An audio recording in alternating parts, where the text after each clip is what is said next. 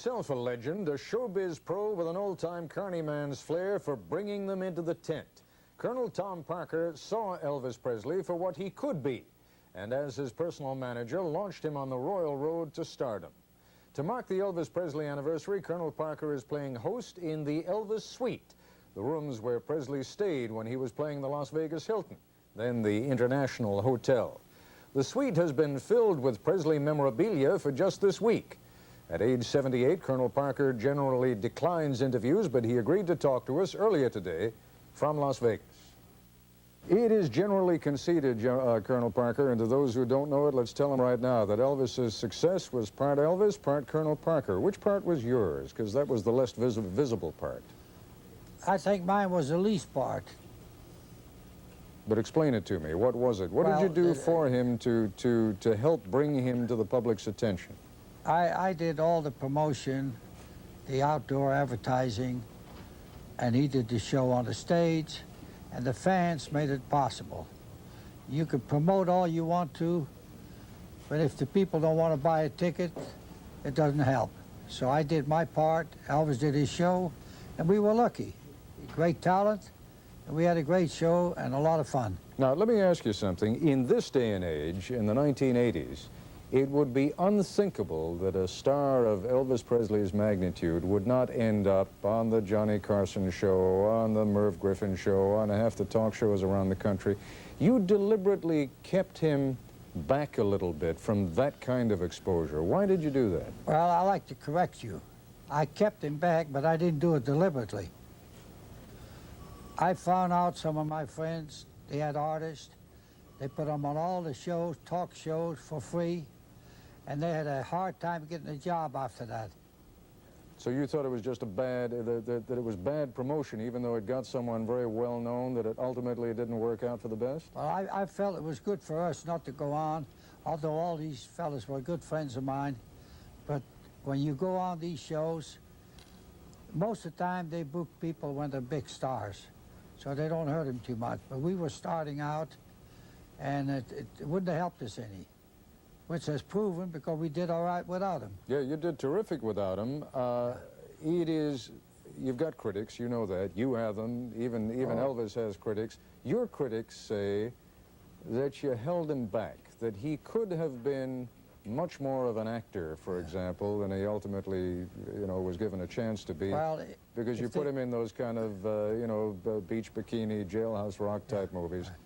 Well, if whoever said that, that's fine. They can say what they want to. If I was them, if they know so much, they ought to go into management business.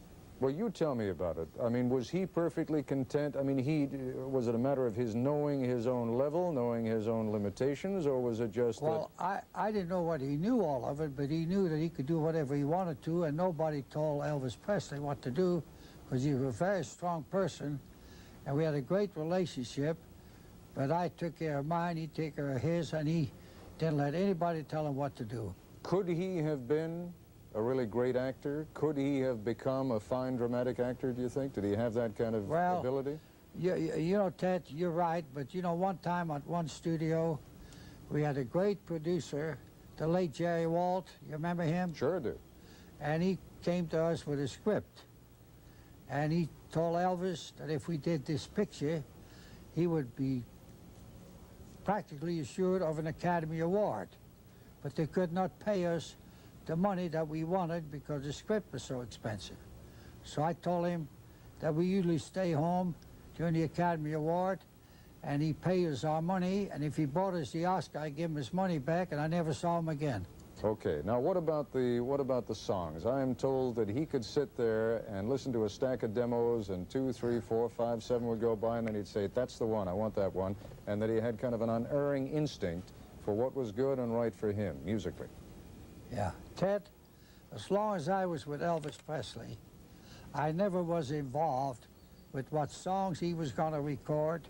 Very seldom I was ever in the studio.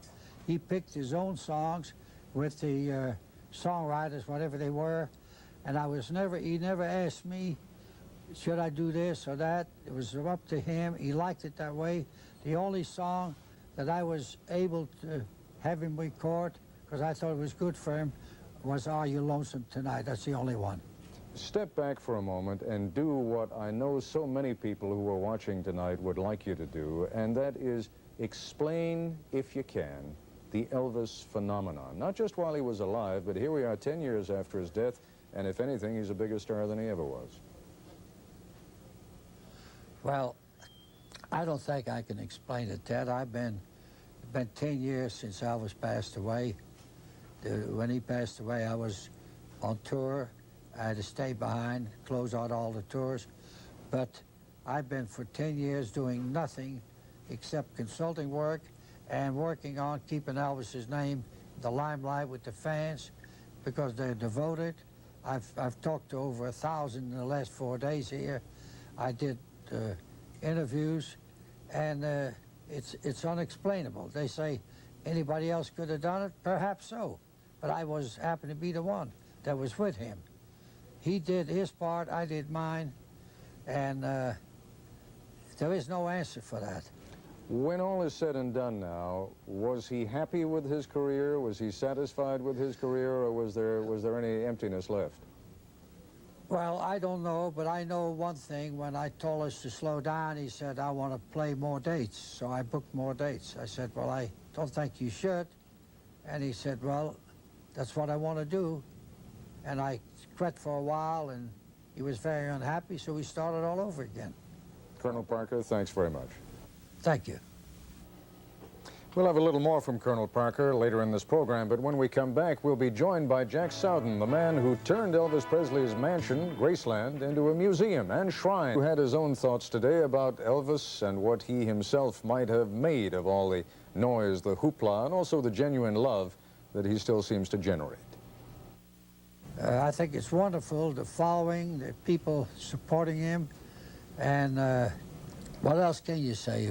I've never heard of anything like this, but I'm very happy with it, and I know if Elvis is anyway looking down, I think he's laughing pretty good with what's going on.